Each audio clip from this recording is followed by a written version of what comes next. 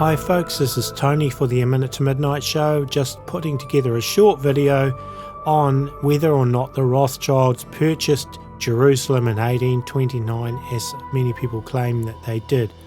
I want to state first off that I'm not anti-Israel, but nor am I pro-Rothschild as such either, because I've done a lot of videos exposing things to do with the Rothschilds. But I just wanted to make this investigation, and you can draw your own conclusions on what I've discovered, but it's not an anti-Semitic video.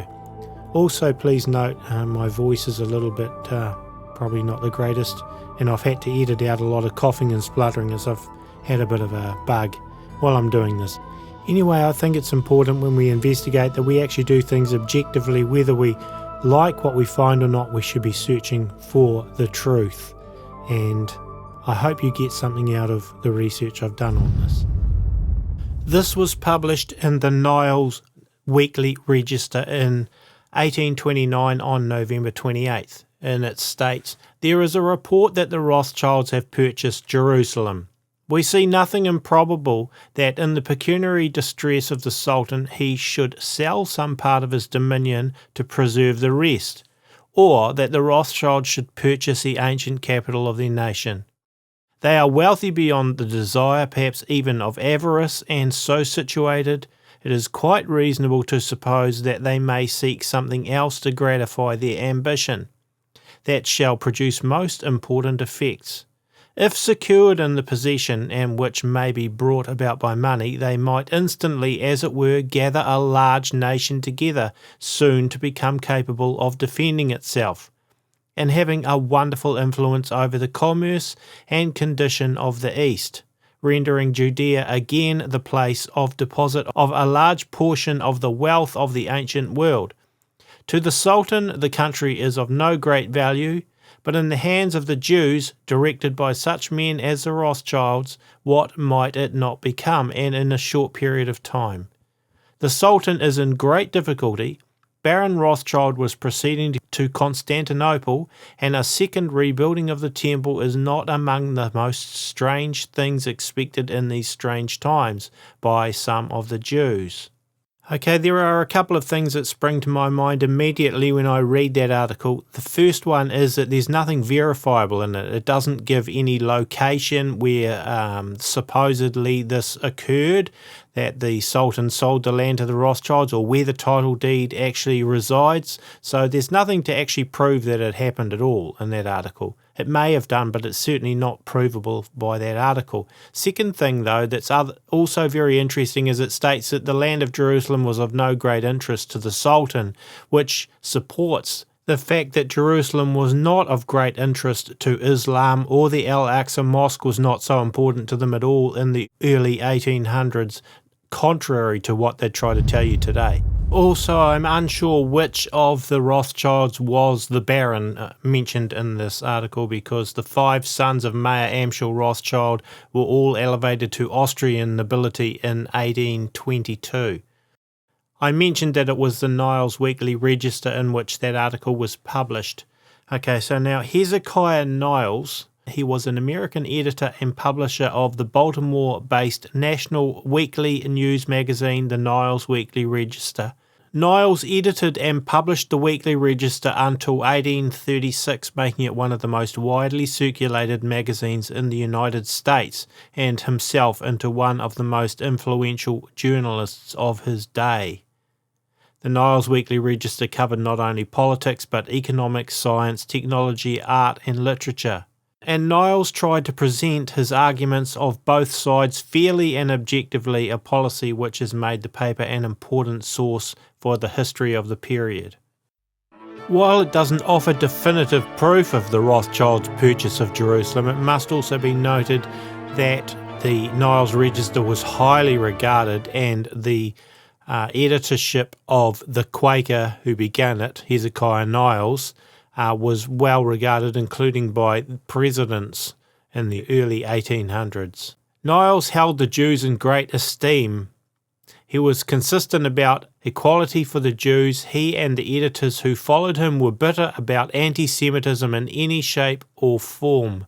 At the same time, however, the Jews as a group were often criticized for abhorrent traits. This kind of ambivalence in the attitude to the Jews was characteristic of the age. Jews as a group were described in low terms. At the same time, however, Jewish equality was advocated.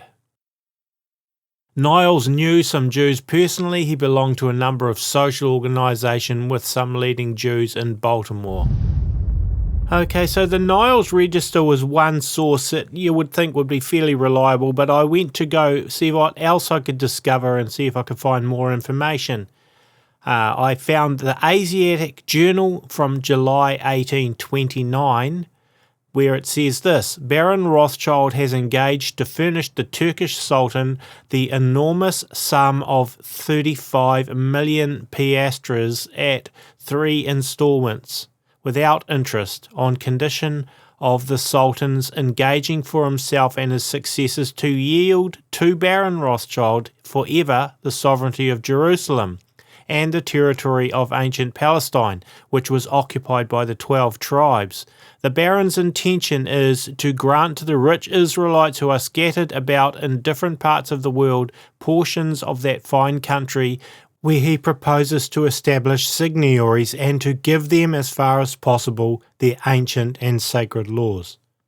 So, we have a bit more detail here. We have the supposed sum of money that was used in the purchase, but once again it's somewhat frustrating in that it doesn't give details of exactly where this occurred. It appears to be that it was in Constantinople that the deal was done, but there's no real evidence of it.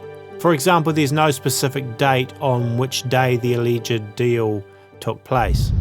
So then I carried on digging to see what else I could find, and I discovered an article in the Village Herald from Tuesday, December the 1st, 1829. And it says the following. The following is the extract of a letter published in the Court Journal on the subject of the purchase of Jerusalem by Baron Rothschild. King Rothschild. The following curious extract is from a private letter from Smyrna. We give it without note or comment. The confidence of the children of Israel in the word of the prophet has not been in vain. The temple of Solomon will be restored in all its splendour. Baron Rothschild, who was accused of having gone to Rome to abjure the faith of his fathers, has merely passed through that city on his way to Constantinople, where he is about to negotiate an inan with the Porte, I think it says. It's hard to read. It is stated on good authority that Baron Rothschild has engaged to furnish the Sultan the enormous sum of 350 million piastres at 3 instalments without interest, and so on it goes. It repeats what was in the other article I just read a minute ago. Then it says, following that, thus the descendants of the Hebrews will at length have a country, and every friend of humanity must rejoice at the happy event. The poor Jews will cease to be the victims of oppression and injustice. Glory to the great Baron Rothschild, who makes so noble use of his ingots. Interestingly, of course, the oppression against the Jews certainly didn't stop, especially when you look at World War II, for example, and what happened with the concentration camps. Also, it's interesting to note that Baron Rothschild had been to Rome, according to this. It would be very interesting to know what was discussed in Rome and the Vatican's role in all of this. Anyway, then that article finishes off by saying, a little army being judged necessary for the restored kingdom, measures have been taken for recruiting it out of the wrecks of the Jewish battalion raised in Holland by Louis Bonaparte. All the Israelites who were employed in the various departments of the Dutch administration are to obtain superior posts under the government of Jerusalem and the expense of their journey in advance. It's very hard to know how accurate these reportings were, whether they were accurate or whether it was a 19th century version of fake news, who knows. And so I carried on digging to see what else I could find, and I came across the Episcopal Watchman. And this was dated also in 1829, December 12th. Basically, it repeats everything I just said in the previous article word for word, but it adds this beforehand: Rothschild and Jerusalem. Without vouching for its authenticity, we copy below from the London Court Journal an account of a project which is said that the great banker Rothschild entertains of purchasing the sovereignty of Jerusalem and the territory of ancient Palestine.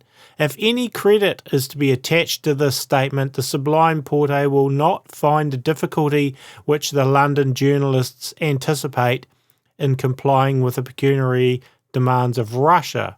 Whether, however, this letter from Smyrna is entitled to any belief or not, it is quite certain that there have been some curious notions propagated of late among the Israelites in Great Britain, and we have seen it mentioned that a number of enthusiastic men, so on and so on, have maintained that the Jews will ere long be restored to Palestine, where it is prophesied that Christ will reappear. So, basically, even there was doubt about the authenticity of those statements. So they're saying we can't vouch for their authenticity, and this is, again, I say, written in 1829. Well, it was hard to find much more about that supposed land purchase. I came across a book called The House of Rothschild, Money's Profits, 1798 to 1848, written by Niall Ferguson. In the acknowledgements in that book, he states, documents from the Royal Archives at Windsor Castle are quoted with the gracious permission of Her Majesty the Queen. It was Sir Evelyn de Rothschild, chairman of N.M. Rothschild and Son, who originally suggested that the writing of a history of the firm would be a good way to mark the bicentenary of his great-great-grandfather Nathan Mayer Rothschild's arrival in England. I owe a special debt to him for opening the Rothschild archive to me. Amschel Rothschild also took a keen interest in the project before his tragic death in 1996. Lord Rothschild, Edmund de Rothschild, Leopold de Rothschild and Baron David de Rothschild were all kind enough to agree to be interviewed. So this is a fairly official book, really, Rothschild's sanctioned book. Now, on page 31 of that book I found it says, War or Peace? There was, however, another possibility that the Rothschilds saw their financial power as a means to advance the interests of their fellow Jews. To poorer Jews throughout Europe, Nathan Rothschild's extraordinary rise to riches had an almost mystical significance, hence the legend of the Hebrew talisman, the magic source of his good luck, which became associated with him in Jewish lore. That's L-O-R-E, not L-A-W. The extraordinary story, a version of which was published by an anonymous author in London just 4 years after Nathan Rothschild's death, imagined that the source of Nathan's financial success was his possession of a magical talisman. His wealth was in fact intended for a higher purpose, to avenge the wrongs of Israel by searing the re-establishment of Judah's kingdom, the rebuilding of thy towers, O Jerusalem, and the restoration of Judea to our ancient race. The notion that the Rothschilds had a design to reclaim the Holy Land for the Jewish people was frequently canvassed in more serious terms than these. As early as 1830, an American journal suggested that the pecuniary distress of the Sultan might lead him to sell Jerusalem to the Rothschilds. The French socialist Charles Fourier raised the same possibility in his book The False Industry in 1836. Disraeli, too, spoke in 1851 of the Jews being restored to their own land with the help of Rothschild money. And the same idea can be found in popular stories from the Russian Pale of settlement like the Tsar in Rothschild's castle. Notice they said 1830 American Journal, which is wrong because it's 1829. The other possibility also raised in this story was that the Rothschilds might use their financial power to force the Tsar to cease his persecution of Russian Jews. This illustrated the choice which East Europe Jews had to contemplate throughout the 19th century should one emigrate to some remote promised land or stay and seek equality before the law. In the early part of the century, West European Jews had faced the same dilemma. Significantly, the author of the Hebrew Talisman concluded his tract by accusing Nathan of preferring the comforts of social assimilation in England to the rigours of his holy mission. Indeed, he claimed that Nathan's death was a result of his decision to seek political emancipation in England and a peerage for himself, rather than continuing to strive for the restoration of Jerusalem.